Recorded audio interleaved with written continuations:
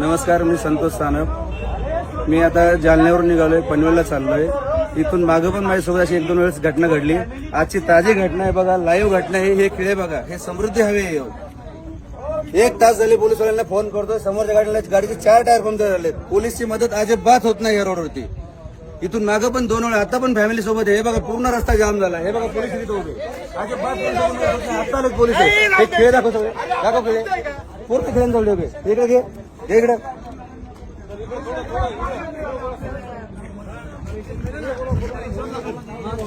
भाऊ, इथून मागून माझ्यासोबत अशा घटना 2 वेळा झाल्यात. तेव्हा पण मी पोलिसांना फोन केला, अजिबात पोलिसांची मदत होत नाही. मी आता जालन्यावरून निघाले, मला पनवेलला जायचंय. हा बघा रस्त्यामध्ये हजारो खेळ ठोके, हजारो एवढे खेळ ठोकासवर चाललंय काय? हा जर रस्ता बंद करून जर चोर खेळ ठोकतात, पोलीस करतात काय? रोडवाले कॉन्ट्रॅक्ट करतो काय? काय सुविधा आहे रोडला? कशाला हा रोड बनलाय? हा समृद्धी एका लोकांचा जीव घ्या रोड बनलाय, तेच समजत नाही.